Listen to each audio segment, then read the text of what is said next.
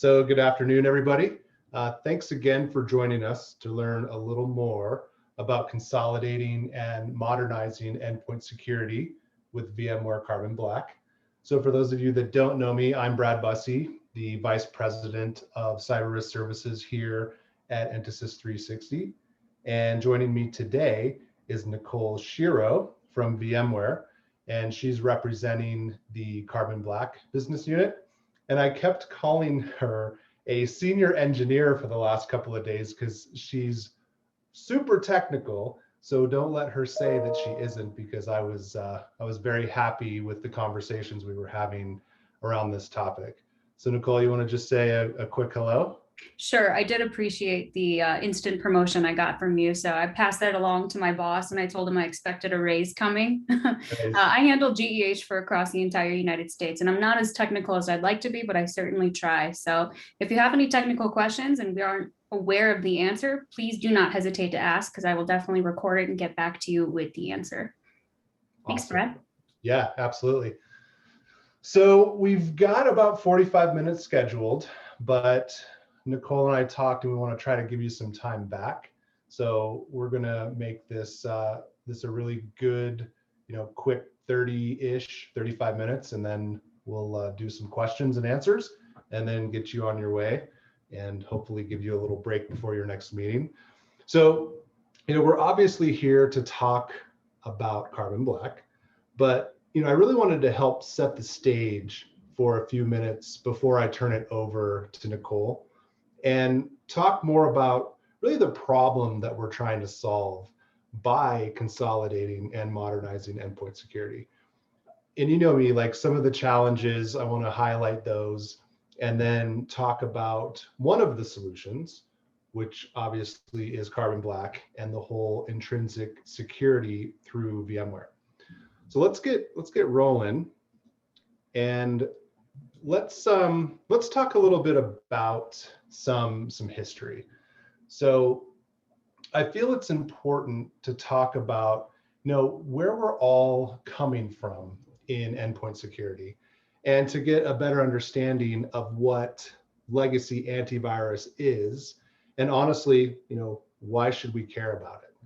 So when you look at it, that legacy antivirus really focuses on what is known. And that means, it's using things like signature-based technology, and it's using cryptographic hashes. It really is looking for fingerprints, things that it knows. And really the caveat is, anyone with a little skill can go out onto the web and build a new variant of any of these signatures or these packages and these bundles. And then all of a sudden, well, what do we have? We have a new variant, and it's something that's new and unknown. So you can start to see kind of how these very large signature databases are created. And it takes a lot of effort to keep up with what's happening.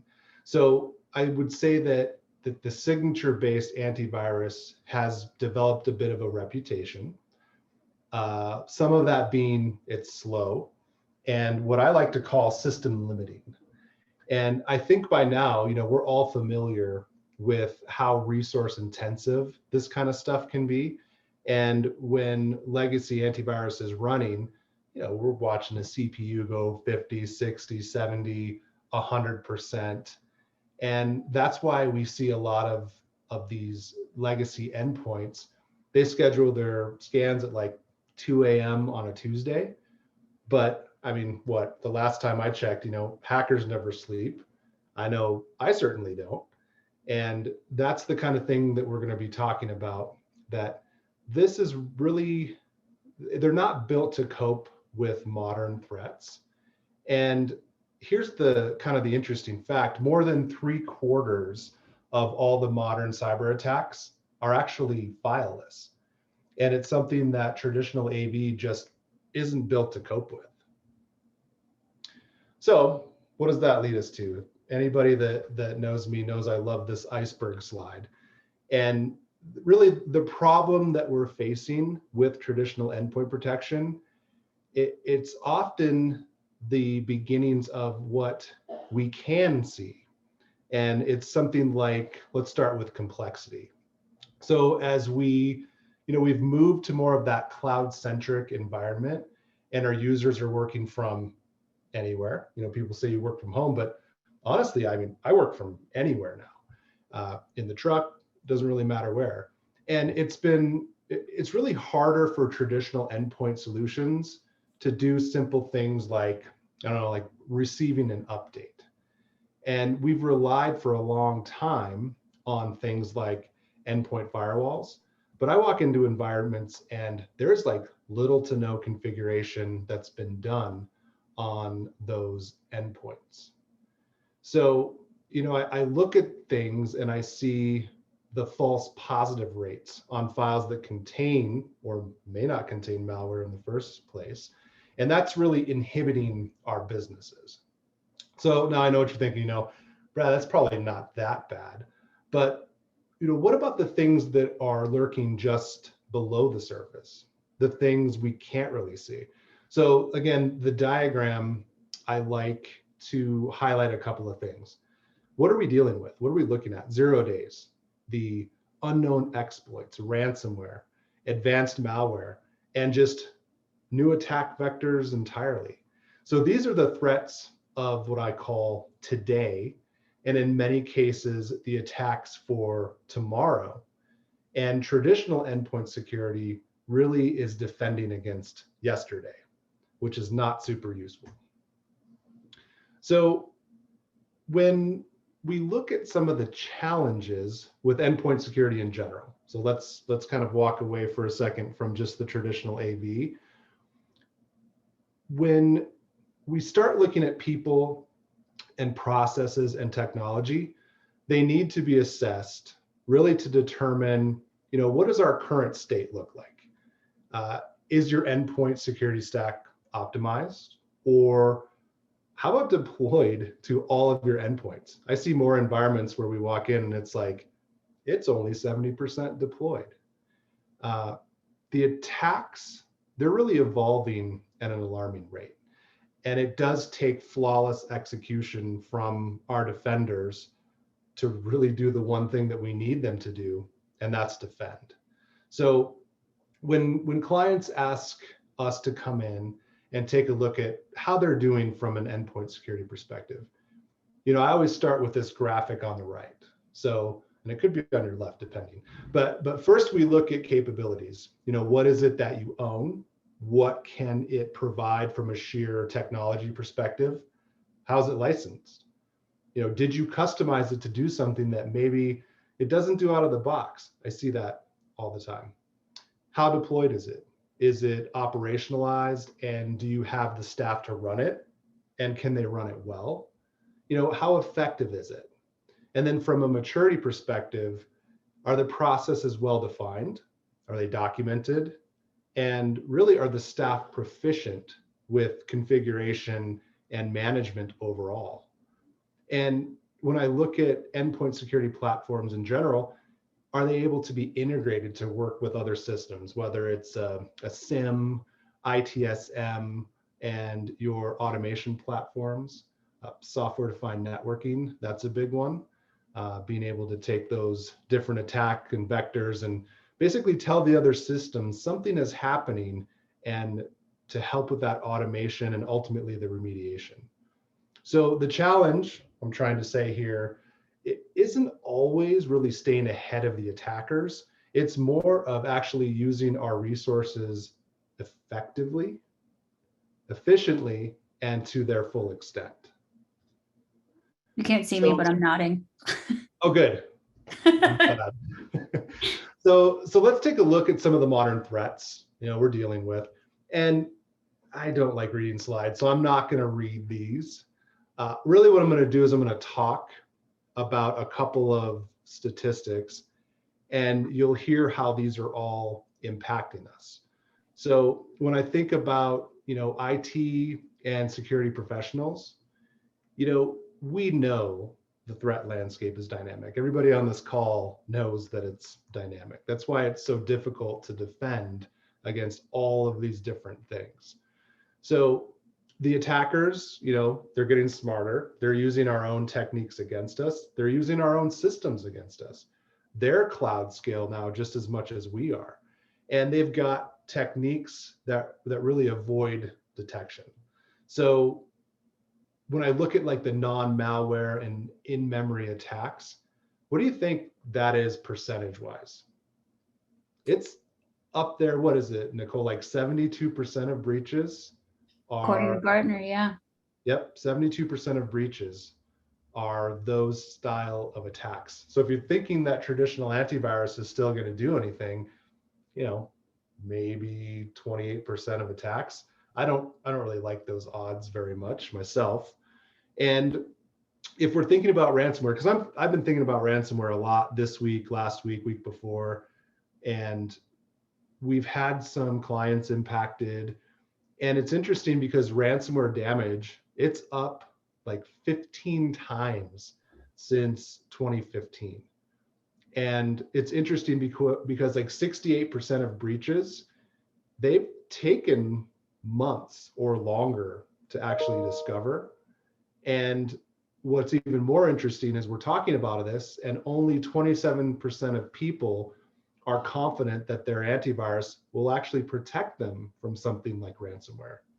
So the thing that I want you to think of is that most of these breaches, call it 70%, are actually occurring on an endpoint. So that's why, endpoint security definitely is a big deal. And we've got statistics from like the FBI talking about how their cyber division is fielding 4,000 more calls a day, which is something like a 400% increase that they saw. And this was like pre-coronavirus. And Interpol, so if you want to go kind of across the pond, there's an alarming rate of cyber attacks.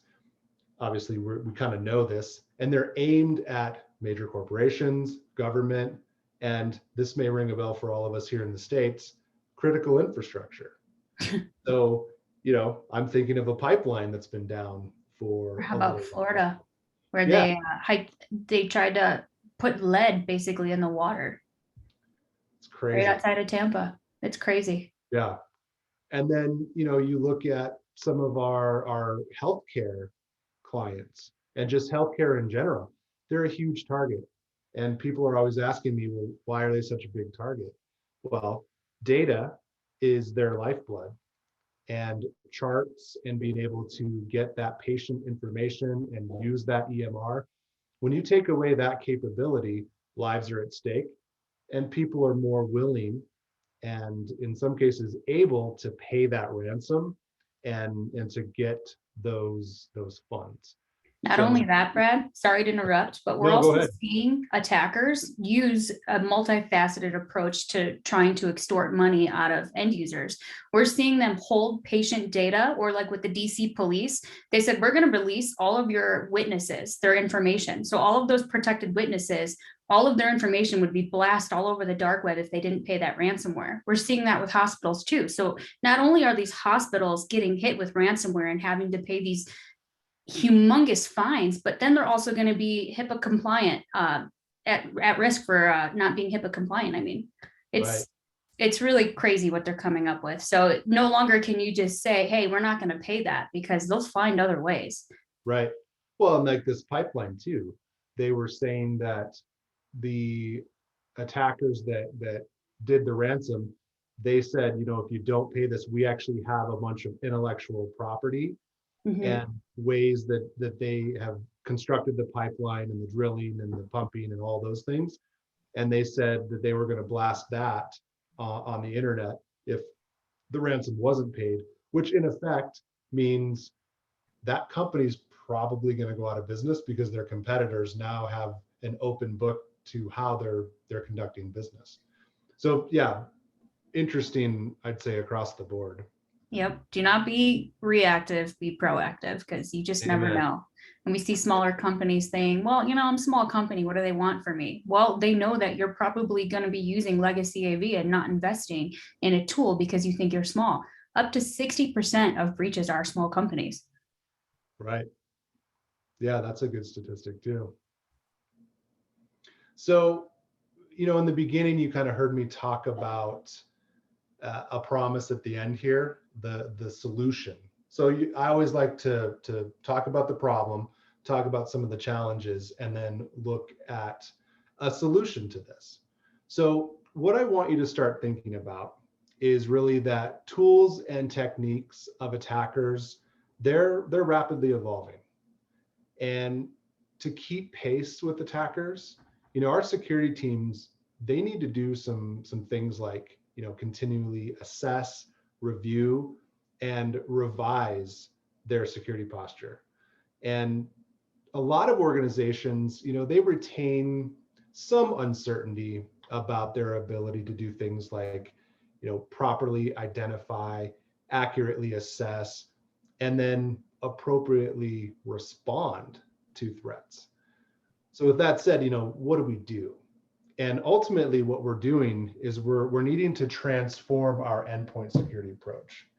And this allows us to do a couple of things. So we're going to be able to identify and then respond to threats. We're going to be able to mitigate the loss of intellectual property and critical data. We just talked about that. And then enhance our overall security posture. And I'm looking at this from a response readiness perspective and really potentially reducing our overall risk. And, Nicole just said this, shifting from a reactive response model to a proactive response model. So really our plan here is to guide your organization to that more effectively managed and having the ability to respond to threats.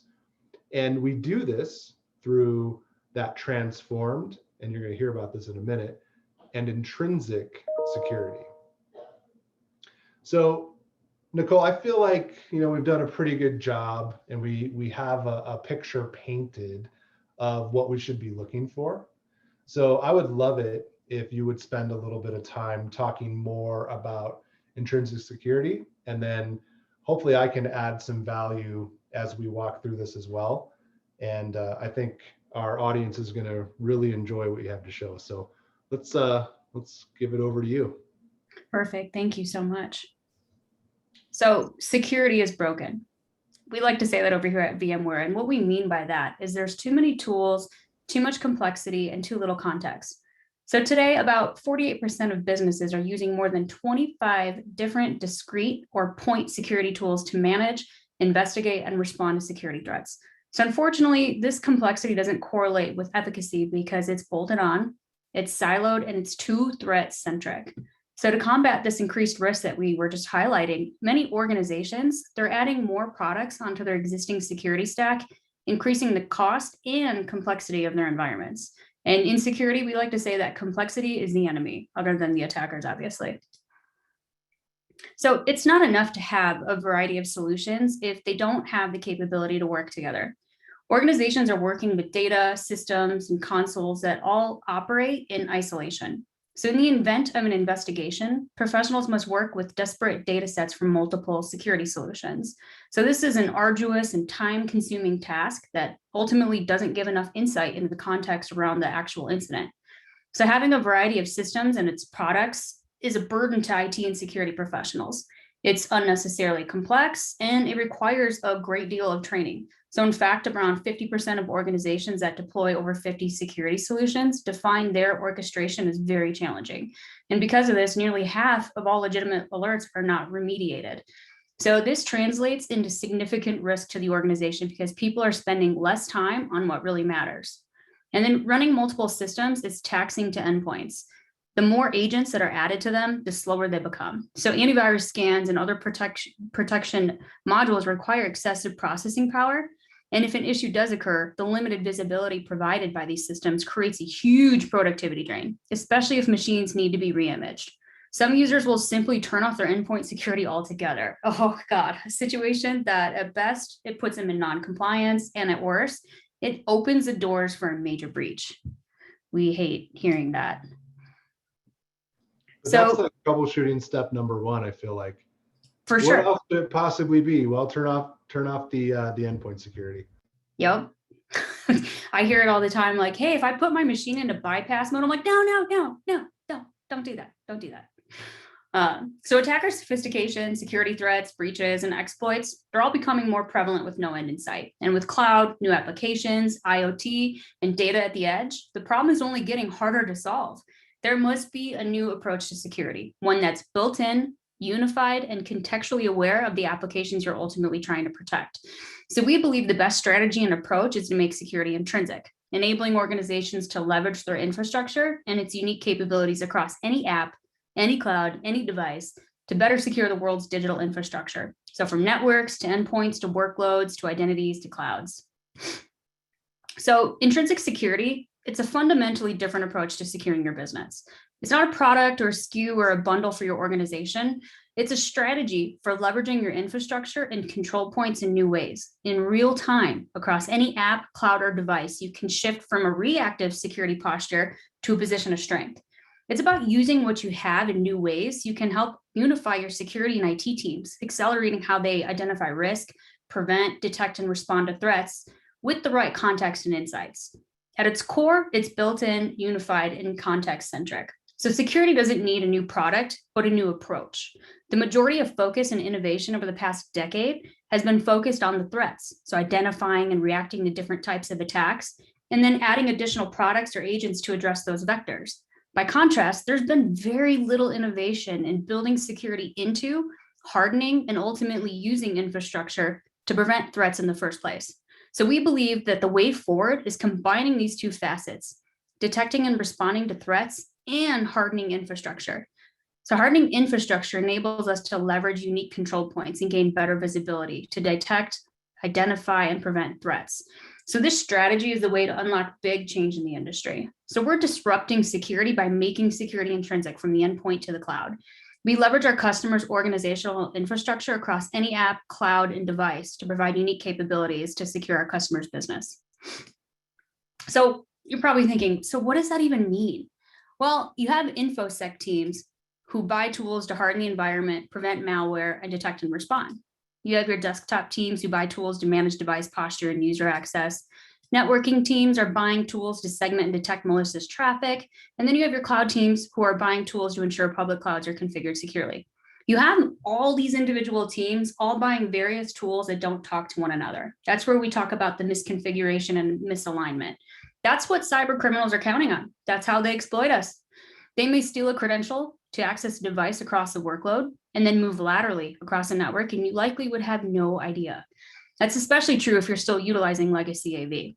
So cyber is already an asymmetric battle where defense is harder than offense. But when we operate with little understanding of the systems we're protecting, and these teams all have their various siloed tools that don't talk to one another, we're at a disadvantage to our attackers. So how can VMware Carbon Black transform security? Well, our Workspace ONE platform is used to manage the world's user devices, virtual desktops, as well as user access to applications. Our Tanzu platform enables the world's organizations to build, run, and manage cloud-native applications with containers. Our platforms have given us a very unique footprint to solve security in the way it should be solved. These products are the key touch points of any application. So they see the workloads that compose the application. They also see the upstream and downstream flows. They see how these apps communicate across the network to each other and the users and devices that access them. So they see the configurations of the clouds they sit on. We're already behind the curtain, which we feel puts us in a unique and advantageous position. So instead of solutions being bolted on, we're building them in. We're proactive instead of reactive. We're aligned instead of siloed. We're combining Carbon Black's technology with VMware security solutions, which provides advanced threat detection and in-depth application behavior insight. So we help stop attacks and accelerate responses to attacks with a lightweight and in some cases, agentless solution. So this whole intrinsic vision takes us back to our mission: build, run, manage, connect, and protect on any device, any cloud, any application. So this is what motivates us. It's what keeps us up at night, sometimes literally, and motivates us to start our day. So it's our passion, and it's how we are disrupting the industry. So we just talked a little bit about intrinsic security and how the capabilities are delivered to customers in a single platform, console, and agent. Now we're going to talk a little bit more about Carbon Black alone in our next-gen AV product Endpoint Standard, because it's our certified legacy AV replacement.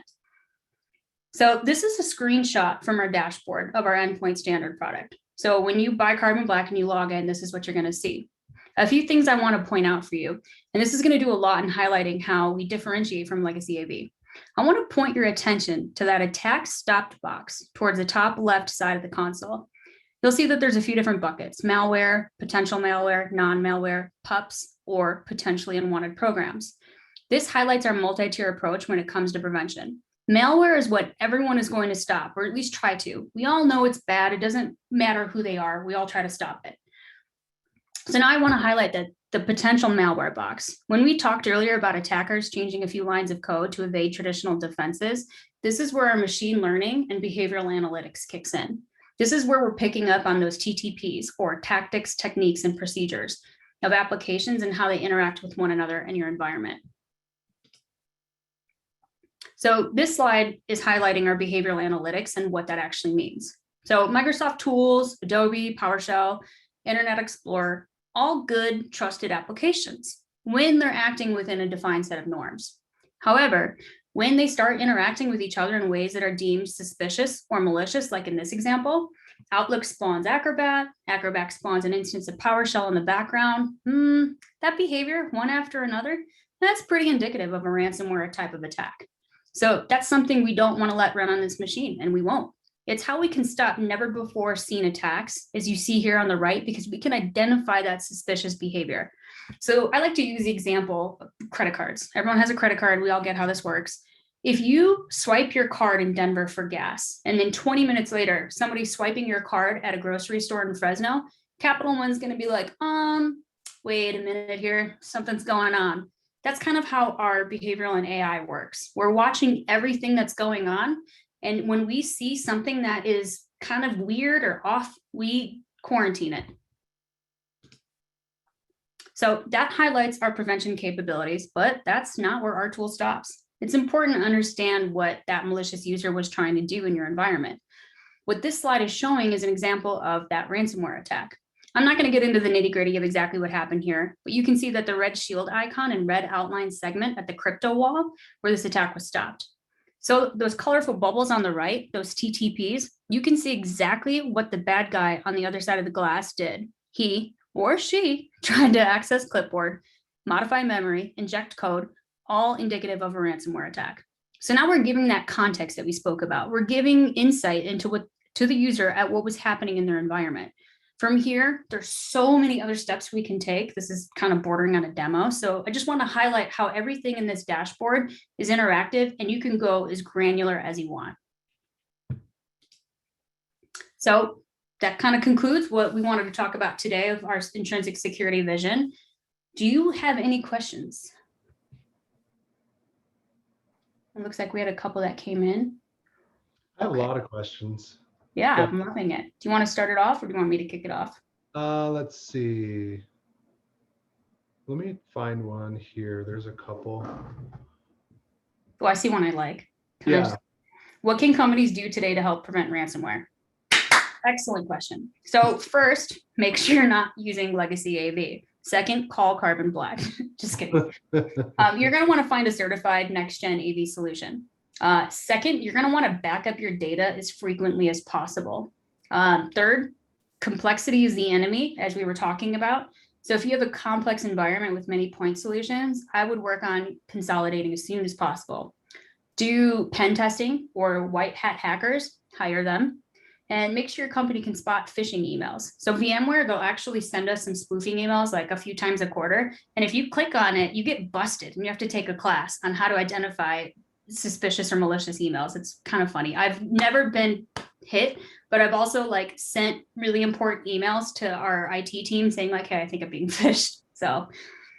Yeah. And this is something that we've done for our clients when they've gotten hit with ransomware or just any kind of breach, where they're really interested in, how can they mitigate it? How extensive is the damage? And as you said, really the first step is if the endpoint solution that they had didn't stop it in the first place, typically that's kind of the first step in getting to that right place, is bringing in something like Carbon Black so that you can really start to kind of backtrack what took place, looking at event logs, and just leveraging the platform to your advantage. So having those incident responders come in, don't freak out if this ever happens to you, when the first thing that they want to do is, hey, we need to actually, install something else on the endpoints, because they just need to make sure that all the badness is gone, or that it's about to be gone anyway. Exactly. Typically what they're going to install is EDR, so they can really dive in and get some greater telemetry in your environment and figure out what's going on, where the vulnerability was, how they got in, and how to patch it. Right. Stance has a really good question. So they're asking, how does this deal with legacy or poorly written software? The type that requires local admin access or uses that badly coded VB app to transfer files? What do you mean? How does it interact with these? Oh, let's see. Yeah, I think he's asking, how does this deal with legacy or poorly written software? The type that requires, so like, let's say an application, it requires local admin access, or maybe it runs as a service account that's privileged, or maybe it uses a badly coded VB app. Now, let's say somebody gets in through that. Yeah, and maybe it's transferring files. And I would say kind of that slide that you showed before, where you've got visibility on all of your different points. So if I were thinking about this, or this one, go back up to kind of that VMware vision. So, looking at any device, any application, any cloud, and then go up one step, go up one more slide.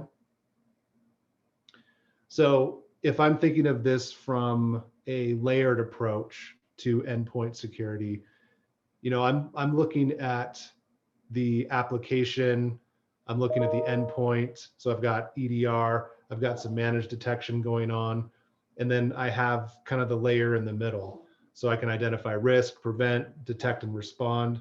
So really what you're looking at, and go, let's see, up two more.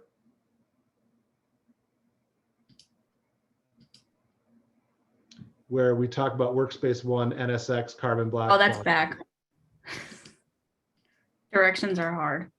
I know. Up, back, over. Turn to the left. Turn to the right. All right, I think we have this one. Is this what you're talking about? That's the one. Yeah, So Stans, notice here we're talking about endpoint identity workload network. So if I've got this poorly written software and maybe it's been compromised, and there's some kind of local admin access that's been granted, or somebody's using that badly coded VB app to do something bad like transfer a file, I would expect, as an administrator or an architect of this solution, that I'm going to be getting telemetry from a lot of different places. The network, maybe a compromised credential, and I'm going to be stitching all of this together. So that's why something like Intrinsic Security is such a good thing, because so often what makes us ineffective in detecting these kinds of attacks, or these kinds of, poorly written softwares that can do a little more than we want them to do, is lack of visibility, lack of being able to tell the network something, detect something at the cloud layer, and then pull it back in. I have a client that uses NSX, and they're able to have their endpoint solution tell NSX, hey, we think we've got something, it's compromised, or an app behaving badly, something's going on. Until we have time to investigate, we're going to put in an automation rule that will shut it down, or at least crank up monitoring, and maybe put that endpoint in what I call the bad place, that VLAN where it can't really do much. So it gets thrown into the bad place until a engineer, somebody in the SOC or wherever, can go in and take a look at it. So hopefully we're on the right track. And if not, just let me know. We got a couple of other questions too. So let me grab another one of these. So this one's interesting. Is Carbon Black compliant? And I'm going to venture to guess it's just talking about compliance in general. Yes. So we're HIPAA, GDPR, NERC, PCI, et cetera. And if you're in the state of California, you can actually rest assured partnering with Entisys because they're part of our exclusive SLP Plus program, which means they meet all requirements and compliance for GEH. Nice. Yeah, I know we worked on that for a while. Let's see, another question. How does Carbon Black help with audits? Ooh, that's a good one. Give me a second. Well, we have file and integrity monitoring and control. So we make it easy to lock down and enforce. And then we know that audits are complex. So we look to reduce liability at all levels with like IT audit and risk controls that give the intelligence needed to accelerate that analytics and by nearly eliminating like the pre-compliance data gathering process. And we also store any suspicious activity for 180 days. So it does help by going back. Nice. Very nice. And so, sorry to interrupt. If that compliant question, if you're looking for a specific compliance that I didn't mention, feel free to email me. I'm happy to go over it with you and provide any documentation that you might need. Perfect. Okay, so now for the awkward silence where I say, are there any more questions? And I'll only make it uncomfortable for about 10 seconds before I say, if you do have a question and maybe you have greasy fingers from your barbecue that you're eating and you don't want to touch the keyboard, that's totally cool. You can send us an email. Our contact info is actually in the presentation. And we're happy to talk about anything regarding endpoint security, as well as the overall intrinsic security vision. So from me, I just wanted to say thanks for spending 39 minutes with us. And we'd love to give you a little bit of time back to do whatever you need to do before your next call. Nicole, anything else from you? No, just thank you everyone for your time. Appreciate you spending your lunchtime with us and thank you for attending. Awesome. Have a great day, everybody.